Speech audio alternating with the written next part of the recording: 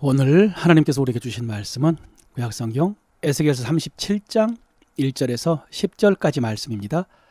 여호와께서 권능으로 내게 임하시고 그의 영으로 나를 데리고 가서 골짜기 가운데 두셨는데 거기 뼈가 가득하더라.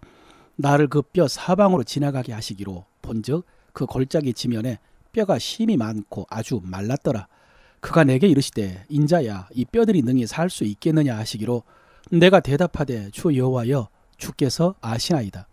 또 내게 이르시되 너는 이 모든 뼈에게 대언하여 이르기를 너희 마른 뼈들아 여호와의 말씀을 들을지어다. 주 여호와께서 이 뼈들에게 이같이 말씀하시기를 내가 생기를 너희에게 들어가게 하리니 너희가 살아나리라. 너희 위에 힘줄을 두고 살을 입히고 가죽으로 덮고 너희 속에 생기를 넣으리니 너희가 살아나리라. 또 내가 여호와인 줄 너희가 알리라 하셨다 하라. 이에 내가 명령을 따라 대언하니 대언할 때에 소리가 나고 움직이며 이 뼈 저 뼈가 들어맞아 뼈들이 서로 연결되더라. 내가 또 보니 그 뼈에 힘줄이 생기고 살이 오르며 그 위에 가죽이 덮이나 그 속에 생기는 없더라. 또 내게 이르시되 인자야 너는 생기를 향하여 대언하라. 생기에게 대언하여 이르기를 주 여호와께서 이같이 말씀하시기를 생기야 사방에서부터 와서 이 죽음을 당한 자에게 붙어서 살아나게 하라 하셨다 하라. 이에 내가 그 명령대로 대언하였더니 생기가 그들에게 들어가매 그들이 곧 살아나서 일어나 서는데 극히 큰 군대더라. 아멘. 거룩한 주일, 오늘 주일에 주신 말씀을 통해서 성령께서 여러분의 마음에 깨닫게 하시고 감동 주시고 묵상할 때 뜨겁게 하셔서 하나님의 뜻을 알고 그 뜻을 행하는 여러분 되시기를 바랍니다. 우리 교회 유튜브 채널에 가면은 설교 카테고리가 3개로 구성되어 있습니다. 거기는 재생 목록이라고 하는데요. 하나는 오늘의 만나, 또 하나는 주일 설교, 그리고 핵심 설교라는 코너가 있습니다. 누군가 소개나 또 알고리즘을 통해서 우리 교회 유튜브 채널에 처음 들어온 사람이 모든 설교를 다 들어볼 수 없기 때문에 제가 중요하다고 생각하는 설교는 따로 정리를 해 둔 것입니다. 이것이 신앙의 핵심이라고요. 요즘 주일에 주기도문으로 기도하기를 설교하고 있는데 여러분 제가 모든 설교를 핵심 설교 카테고리에 넣어두지 않았습니다. 그런데 지난 주일 설교는 넣어두었습니다. 그만큼 중요한 설교였기 때문입니다. 여러분을 무시하는 것은 아니지만은 지난 주일 설교를 한 번만 듣고 다 이해할 수 없었을 것입니다. 지난 주일에 살펴본 주기도문은 아버지의 뜻이 하늘에서와 같이 땅에서도 이루어지게 하소서였습니다. 이를 위해서 사도 요한이 천국에 올라가서 보았던 요한계시록 5장의 말씀을 살펴보았습니다. 여러분 거기서 요한은 어린 양 예수께서 하나님의 뜻이 기록된 두루마리에 인을 뗄 때마다 땅에서 그 하나님의 뜻이 이루어지는 장면을 보았습니다. 7 인의 심판, 또 7 나팔의 심판, 7 대접의 심판이죠. 그 하나님의 뜻은 세상에 재앙이 임하고 그리고 마지막에 결국 마귀의 세력이 심판을 받는 것이었습니다. 그 후에 주님이 이 땅에 재림하시고 이 땅에 새 하늘, 새 땅, 새 예루살렘이 임하고 거기에서 성도들이 주님과 함께 세세토록 왕노릇하는 모습을 보았습니다. 그것이 요한계시록입니다. 그래서 여러분 지금 아버지의 뜻이 하늘에서와 같이 땅에서도 이루어지게 하소서 이 기도는 정확하게 사도 요한이 하늘에서 보았던 그 역사가 속히 이 땅에서 이루어지게 해달라는 기도입니다. 여러분 지금 이 시대에도 그 역사가 이루어지고 있을 것입니다. 아마 상당히 많이 진행이 되었겠죠. 또 빨리 진행이 되고 있습니다. 우리는 이 하나님의 뜻이 이루어지기를 기도해야 됩니다. 그런데 여러분 주기도문은 우리에게 무엇을 위해서 기도해야 되는가 이것만 가르쳐 주는 것이 아니라 우리가 해야 될 일이 무엇인가도 가르쳐 준다고 했습니다. 이를 위해서 우리는 예수님께서 하나님의 뜻을 어떻게 이루셨는가를 살펴보아야 한다고 했습니다. 여러분 요한이 천국에서 보았을 때 주님께서는 천국에서 두루마리의 인을 떼심으로 거기에 기록된 하나님의 뜻을 펴서 보게도 하시고요. 또 이 땅에 이루어지게도 하셨습니다. 주님께서. 그런데 그 주님께서는 이 땅에 계실 때에도 두루마리 책에 기록된 하나님의 뜻을 다 이루었다고 했습니다. 여러분 구약 성경에 예수님의 생에 대한 말씀이 예언되었다라는 사실은 많이 알려진 사실입니다. 그래서 페이라는 학자는 예수님에 대한 예언이 191에 기록되었다고 주장을 했습니다. 이렇게 많은 말씀이 구약에 예언이 되어 있고 예수님의 생애에 성취되었다는 사실은 많이 알려졌는데, 여러분, 예수님께서 그 성경 말씀을 묵상하면서 하나님의 뜻을 깨닫고 그 뜻을 이루셨다, 이 사실은 아마 거의 잘 알지 못했을 것입니다. 예수님은 하나님의 아들이니까 당연히 하나님의 뜻을 알았을 것이다, 아마 이렇게 생각들 했을 것입니다. 여러분, 제가 예전에 신약의 서신서들에 비해서 복음서에 크게 흥미를 느끼지 못한 이유가, 복음서에 기록된 그 병고침을 비롯한 예수님의 대부분의 사역들이 예수님이 하나님의 아들임을 가르쳐주는 증거라고 생각을 했기 때문입니다. 그래서 믿게 하기 위해서 그 말씀을 기록했다고 생각을 했습니다. 그런데 저와 또 대부분의 성도들은 이미 예수님을 하나님의 아들로 잘 믿고 있기 때문에 그런 기사에 특별히 관심과 흥미를 갖지를 못했는데요. 알고 보니 아니었습니다. 그게 아니었습니다. 예수님께서 행하신 모든 일들은 예수님이 하나님의 아들이라는 증거일 뿐만 아니라 예수님께서 이루실 하나님 나라의 예표이자 본이었던 것입니다. 예수님께서 마귀의 권세를 이기심으로 하나님의 통치를 회복하셨을 때 어떻게 되나? 그래서 우리가 전파해야 될 하나님 나라 복음에 대해서 미리 보여주신 것이었습니다. 본이었습니다. 그래서 예수님이 행하신 표적은 우리도 할 수 있고 또 우리도 해야 되는 일이었습니다. 요한복음 14장 12절에요. 내가 진실로 진실로 너희에게 이르노니 나를 믿는 자는 내가 하는 일을 그도 할 것이요 또한 그보다 큰 일도 하리니 이는 내가 아버지께로 감이라 라고 했습니다.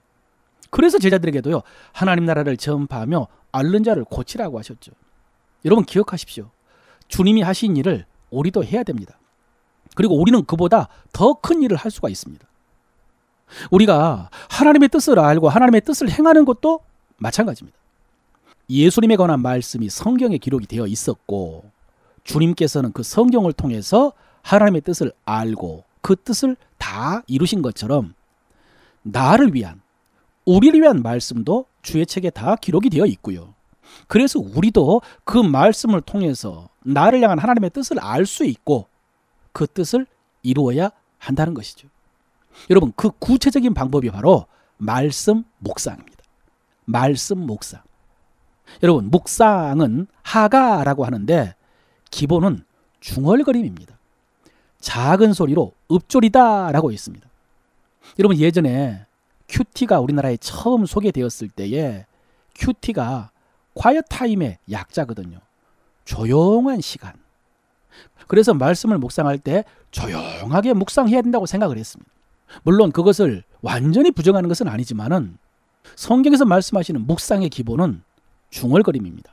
작은 소리로 중얼거리는 것. 그렇게 중얼거리면서 말씀을 깊이 생각하다가 큰 소리로 외치는 것도 포함이 됩니다. 중요한 것은 입으로 말하는 것입니다. 말씀을 우리의 입으로 말하는 것입니다. 묵상에 관한 말씀 가운데 여호수아 1장 8절의 말씀이 있습니다. 이 율법책을 내 입에서 떠나지 말게 하며 주야로 그것을 묵상하여 그 안에 기록된 대로 다 지켜 행하라. 보십시오. 이 율법책을 내 입에서 떠나지 말게 하라고 했습니다. 머릿속에서 떠나지 말게 하라 아닙니다. 마음속에서, 생각 속에서가 아니고 내 입에서 떠나지 말게 하라. 왜냐하면 입으로 계속 중얼거려야 하기 때문입니다. 그래서 우리는 말씀을 묵상하면서 이런 과정, 이런 경험이 필요할 것 같습니다. 시편 39편 3절인데요. 내 마음이 내 속에서 뜨거워져서 작은 소리로 읊조릴 때에 불이 붙으니 나의 혀로 말하기를, 이 말씀입니다. 먼저 내 마음이 뜨거워져서 말씀을 보면서 열정이 생겼다는 것입니다. 뭔가 감동을 받은 것입니다. 말씀이 눈에 띄고 또 귀에 들린 것이죠. 두 번째, 그래서 작은 소리로 읊조릴 때에 불이 붙으니, 작은 소리로 읊조리는 거, 이게 묵상이라고 했죠. 여러분, 감동을 받는 것으로 끝나면 안 됩니다. 은혜를 받는 것으로 끝나면 안 됩니다. 그것을 계속해서 작은 소리로 읊조리면서 묵상해야 됩니다. 그렇게 계속 묵상을 했더니 마음에 불이 붙었습니다. 이때까지 묵상을 해야 됩니다. 마음에 불이 붙을 때까지. 그리고 거기서 또 끝내서는 안 됩니다. 그 다음에 나의 혀로 말하기를. 그래서 그 뜨거운 말씀을 입으로 선포한 것입니다. 여러분, 이것이 우리가 기록된 말씀을 통해서 하나님의 음성을 듣는 구체적인 방법입니다. 구체적인 과정입니다. 흔히 로고스와 레마라고 하죠. 이것이 신학적으로 정확한 구별은 아닙니다만은 보편적인 말씀, 기록된 말씀이 로고스입니다. 그리고 그 말씀을 묵상하다가 나에게 말씀하신 하나님의 음성을 듣는 것, 그것을 레마라고 합니다. 그래서 우리는 보편적인 로고스의 말씀을 묵상하는 가운데에 구체적으로 나에게 말씀하시는 레마의 말씀을 들을 필요가 있습니다. 여러분, 우리가 지난달에 예레미야서를 묵상을 했습니다. 그때 예레미야 선지자가 계속해서 하나님의 말씀을 전했죠. 그런데 그런 선지자들이 어떻게 하나님의 음성을 들었는지에 대한 기록은 별로 없습니다. 하나님께서 환상을 보여주셨다라고 하면 그 환상을 전하고 기록하면 되는데 하나님께서 말씀하시는 음성을 어떻게 들었는가 잘 모릅니다. 그런데 예레미야 20장에 보면은 예레미야가 하나님의 말씀을 전하는 것이 너무 어려운 일이었기 때문에 말씀을 전해도 잘 성취되지 않고요. 그리고 사람들이 예레미야를 핍박했기 때문에 예레미야가 내가 더 이상 하나님의 말씀을 전하지 않겠다라고 결심을 한 적이 있었습니다. 그런데 20장 9절에 내가 다시는 여호와를 선포하지 아니하며 그의 이름으로 말하지 아니하리라 하면 나의 마음이 불붙는 것 같아서 골수에 사무치니 답답하여 견딜 수가 없나이다 그랬습니다. 여러분, 너무 힘들어서 하나님이 주신 말씀을 선포하지도 않고 말하지도 않고 마음속에만 품고 있었더니 그 말씀으로 인해서 마음이 불붙는 것 같아서 견딜 수가 없었다. 그래서 결국 다시 하나님의 말씀을 전했다는 것입니다. 여러분, 이것이 말씀의 능력이고 이것이 묵상의 목표입니다. 마음이 뜨거워서 견딜 수가 없고 그래서 그것을 말할 수밖에 없는 상태. 그때까지요. 이 정도 될 때까지 말씀을 묵상하자는 것입니다. 이런 말씀을 찾자는 것이죠. 우리가 잘 아는 엠마오 마을로 가던 두 제자. 부활하신 예수님께서 오셨는데 이 두 제자는 슬픔과 절망에 빠져서 예수님을 알아보지를 못했습니다. 예수님께서는 그들에게 그리스도가 고난을 받고 영광에 들어간다라고 하시면서 모세와 모든 선지자의 글로 시작해서 모든 성경에 쓴 바 자기에게 관한 것을 자세히 설명을 했다고 했습니다. 그리고 나중에 저녁 먹는 시간에 주님이 떡을 가지고 축사하실 때 그때 비로소 주님을 알아보았습니다. 그때 주님은 사라지고 안 계셨죠. 여러분, 십자가에 달려 죽으셨는데 부활하신 주님을 직접 만났으니 얼마나 놀라운 일입니까? 엄청난 일이죠. 그런데 그들은 서로 무슨 이야기를 나누었나? 에피소드입니다. 32절에 그들이 서로 말하되 길에서 우리에게 말씀하시고 우리에게 성경을 풀어주실 때에 우리 속에서 마음이 뜨겁지 아니하더냐? 이 이야기를 나눴습니다. 그들이 길에서 예수님의 말씀을 들을 때에 마음이 뜨거웠던 그 경험을 서로 이야기를 한 것입니다. 여러분, 이것이 성경을 통해서 하나님의 뜻을 깨닫는 방법이고요. 이것이 우리의 목표입니다. 마음이 뜨거워질 때까지 말씀을 묵상하는 것입니다. 이 말씀 묵상을 쉽게 설명할 때에 소를 예로 듭니다. 여러분, 소는 풀을 먹고 여물을 먹지 않습니까? 그런데 소는요, 그것을 먹는 것으로 끝나지 않습니다. 먹는 다음에는 되새김질을 하죠. 그런데 하루에 2만 번, 3만 번씩 되새김질을 한다고 합니다. 그래서 그렇게 소는 풀만 먹어도 그 영양소를 충분히 흡수한다고요. 여러분, 우리가 말씀을 하루에 1만 번 묵상한다고 생각을 해보십시오. 마음이 뜨거워지지 않겠습니까? 온 몸과 마음이 말씀의 능력으로 가득 차지 않겠습니까? 그러면요, 하나님의 뜻을 분명히 알 수 있고 또 믿고 순종하면서 그 말씀을 이룰 수 있지 않겠습니까? 이것이 묵상의 능력입니다.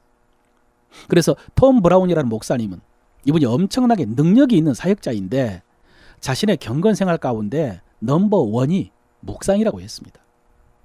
이분이 예언 사역도 하시고 병자도 고치시고 귀신도 쫓아내시고 성도들을 세우시는데 나의 모든 능력은 묵상에서 시작한다라고 했습니다. 기도도 예언도 병고침도 말씀 묵상에서 시작된다고요.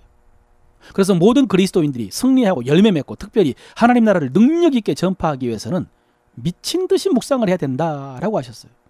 하루 종일 뭘 그렇게 혼자 중얼거리느냐, 이런 소리를 들을 정도로 말씀을 되새김질해야 되는데, 묵상해야 되는데, 불행하게도 대부분의 그리스도인들은 마치 돼지가 구정물 먹는 듯이 말씀을 먹는다라고 안타까워했습니다. 여러분, 돼지가 구정물 먹는 모습 보셨습니까? 미국에서도 돼지를 그렇게 키우는가 그런 생각이 들었습니다. 여러분, 어떻게 먹습니까? 허겁지겁 먹죠. 씹지도 않고 벌컥벌컥 삼켜버립니다. 그리고 끝이죠. 소는 하루 종일 되새김질을 하는데 돼지는 그렇게 벌컥벌컥 먹고 끝내버립니다. 그리스도인들이 성경을 이렇게 읽고 설교를 이렇게 듣기 때문에 신앙이 성장하지도 않고 삶이 변화되지도 않고 열매도 능력도 없는 것이다 라고 했습니다. 사랑하는 성도 여러분, 이제 기도로 성령님께 물으면서 말씀 묵상을 시작하시기를 바랍니다. 그리고 그 말씀이 입에서 떠나지 않도록 계속해서 되새김질하면서 묵상하시기를 바랍니다. 주야로 묵상하십시오. 아침부터 저녁까지. 그러면 마음이 뜨거워지고 마음에 불이 붙고 하나님의 음성이 선명하게 들리고 하나님의 뜻을 알고 그 말씀이 능력이 되어서 나를 변화시키고 하나님의 뜻을 이룰 줄로 믿습니다. 오늘 우리가 읽은 에스겔 37장은 제법 많이 알려진 말씀입니다. 에스겔의 마른 뼈의 환상 유명하죠. 찬양 가사에도 있습니다. 그 앞에 에스겔 36장도 유명한데요. 하나님께서 예루살렘을 회복시켜 주신다라는 말씀이었습니다. 특별히 몇 주 전에 너희가 더럽힌 나의 이름을 내가 거룩하게 하겠다라고 하신 말씀 기억나십니까? 36장에 기록된 말씀입니다. 그리고 37장에서 하나님께서 에스겔에게 환상을 보여주시는데 골짜기에 가득한 마른 뼈들이 힘줄이 생기고 살이 오르고 가죽이 덮이고 생기가 그들 속에 들어가서 그들이 살아나서 군대가 되는 환상을 보여주셨습니다. 여러분, 이 환상이 어떤 의미냐? 11절 말씀에 인자야 이 뼈들은 이스라엘 온 족속이라 그랬습니다. 그들이 이르기를 우리의 뼈들이 말랐고 우리의 소망이 없어졌으니 우리는 다 멸절되었느니라 하느니라. 예, 이스라엘 백성이 소망을 잃었다는 것입니다. 우리는 마른 뼈와 같이 소망이 없다, 불가능하다, 끝났다, 그런 생각이죠. 그런데 12절입니다. 주 여호와께서 이같이 말씀하시기를 내 백성아 내가 너희 무덤을 열고 너희로 거기에서 나오게 하고 이스라엘 땅으로 돌아가게 하리라. 예, 하나님께서 이스라엘로 예루살렘으로 돌아가게 하신다고 하십니다. 이 환상은 그것을 보여주는 환상입니다. 그러니까 이렇게 환상을 통해서 하나님의 뜻을 가르쳐 주셨습니다. 여러분, 여기까지는 대부분의 성도들이 아는 내용입니다. 그리고 이 하나님의 뜻 중요하죠. 마른 뼈와 같은 이스라엘이 회복되는 것 중요한 하나님의 뜻이죠. 그런데 이 과정에서 우리가 주목해야 될 말씀이 있습니다. 여러분, 처음에 하나님께서 환상 가운데 그 많은 마른 뼈들을 보여주시면서 이 뼈들이 능히 살 수 있겠느냐라고 물으시자 에스겔은요, 주께서 아시나이다 라고 대답했습니다. 주께서 아시나이다. 여러분, 이 대답은 교과서적인 대답입니다. 비아냥은 아닐 것입니다. 주님의 뜻이면 이루어질 것입니다. 이런 의미죠. 주님이 하시면 이루어질 것입니다. 그런 대답입니다. 주님이 하시면. 그러자 하나님께서 그래? 라고 하시면서 뼈들이 움직이면서 맞춰지고 또 힘줄이 생기고 살이 오르고 가죽이 덮이고 생기가 들어가서 살아나는 그런 환상을 보여주신 것이 아닙니다. 그런 환상이 아닙니다. 말씀을 자세히 살펴보십시다. 하나님께서 어떻게 말씀하셨나? 4절부터요. 또 내게 이르시되 너는 이 모든 뼈들에 대언하여 이르기를 너희 마른 뼈들아 여호와의 말씀을 들을지어다. 주 여호와께서 이 뼈들에게 이같이 말씀하시기를 내가 생기를 너희에게 들어가게 하리니 너희가 살아나리라. 너희 위에 힘줄을 두고 살을 입히고 가죽으로 덮고 너희 속에 생기를 넣으리니 너희가 살아나리라. 또 내가 여호와인 줄 너희가 알리라 하셨다 하라. 여러분, 하나님께서 뭐라고 하셨습니까? 너는 이 뼈들에게 대언하여 이르라 라고 하셨습니다. 대언하여 이르라. 아마르. 말하라. 선포하라. 명령하라. 전하라 라는 뜻입니다. 무슨 말씀을 대언하여 이르라고 하셨습니까? 너희 마른 뼈들아 여호와의 말씀을 들으라. 내가 생기를 너희에게 들어가게 하리니 너희가 살아나리라. 너희 위에 힘줄을 두고 살을 입히고 가죽으로 덮고 생기를 넣으리니 너희가 살아나리라.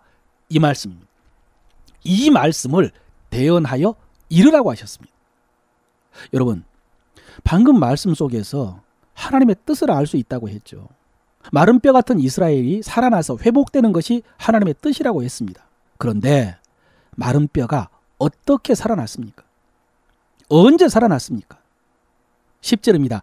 이에 내가 그 명령대로 대언하였더니 생기가 그들에게 들어가매 그들이 살아나서. 예, 내가 그 명령대로 대언하였더니 생기가 그들에게 들어가매. 여러분, 그 전에도요. 이에 내가 명령을 따라 대언할 때에 소리가 나고 움직이며 이 뼈 저 뼈가 들어맞아 뼈들이 서로 연결되더라. 내가 대언할 때에. 여러분, 이것이 하나님의 뜻이 이루어지는데 우리가 해야 될 일입니다. 주께서 아시나이다. 하나님께서 다 하시는 것이 아닙니다. 하나님께서 아시고 하나님께서 하시는데 우리를 통해서 하십니다. 그래서 이 일들을 우리가 해야 됩니다.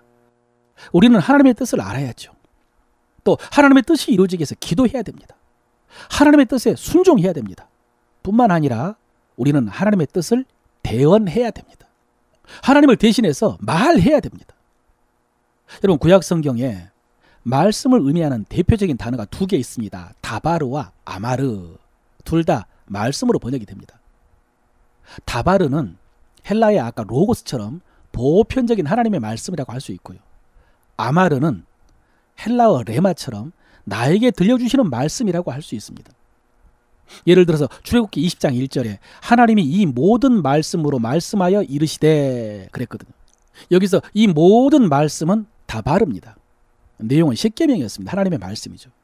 그 뒤에 말씀하여 이르시되라고 했을 때 이르시되는 아마르입니다.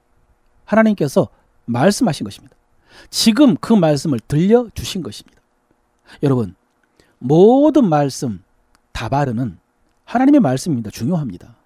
그런데 하나님께서 아마르 이르시되 우리는 특별히 주목해야 됩니다.